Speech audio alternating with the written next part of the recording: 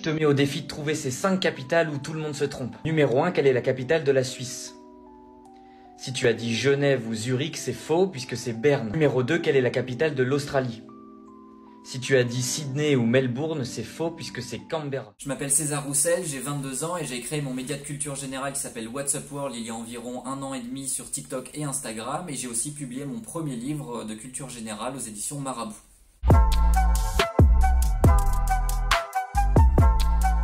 Dans ce numéro de stratégie, l'article qui m'a le plus marqué, il avait pour problématique comment vendre sur les plateformes sociales. Je l'ai choisi tout simplement parce qu'aujourd'hui, que ce soit pour les ETI, les PME, les grandes entreprises, ça devient un incontournable, les réseaux sociaux, pour vendre un produit tout simplement ou vendre un service. J'ai pensé à faire ce média de culture générale parce que depuis tout petit, en fait, je m'intéresse à beaucoup de sujets. Mais je me suis rendu compte qu'il n'y avait pas forcément de chaîne qui vulgarisait autant en 1 minute chaque sujet. Quotidiennement, comment j'identifie les sujets que j'ai envie de traiter? Premièrement, en fonction des tendances. Par exemple, quand il y a un sujet d'actualité brûlant, ça me permet d'avoir des sujets qui vont avec. Je m'accorde des moments d'écriture chez moi, en fait, où je liste un certain nombre de sujets que j'ai envie d'aborder. Et ensuite, je les classe en différentes séries et en différents épisodes. Je peux parler à la fois d'histoire, de littérature, de sciences, de technologie. Récemment, j'ai publié mon premier livre de culture générale aux éditions Marabout et il s'intitule Le tour du monde de César en 1000 anecdotes étonnantes. Donc je vais visiter plusieurs pays, plusieurs endroits du monde. C'est un contenu qui est à l'image de ce que je fais sur les réseaux sociaux, c'est-à-dire c'est plein d'anecdotes croustillantes d'histoire, de sciences, de technologie, de géographie, de géopolitique par exemple, que j'ai condensé dans un livre.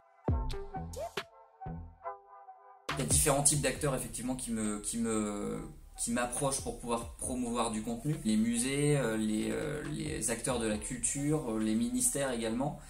Ça c'est des acteurs qui sont logiques et qui sont là aussi pour promouvoir du contenu, mais il n'y a vraiment pas que ça.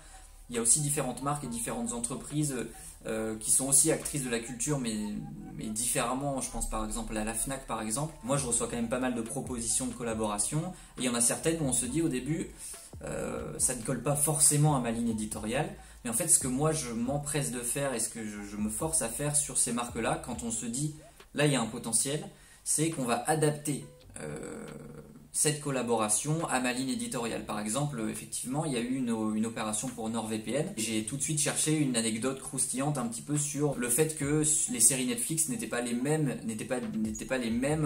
que ce soit en France ou au Japon par exemple. Et du coup, ça pouvait me raccrocher au VPN directement. Pour cette opération avec VPN, il s'agissait juste d'une vidéo publiée sur mon TikTok. Ce qui est important, premièrement, c'est que la marque se soit renseignée sur ce que je fais, qu'il y ait un suivi. Une fois que c'est fait, la vidéo est créée, que le montage est fait, c'est toujours super chronophage de devoir le refaire une deuxième fois. Donc moi j'aime bien que tout soit établi avant et qu'on se dise ok, tu fais la vidéo et ce sera bon au bout d'une fois.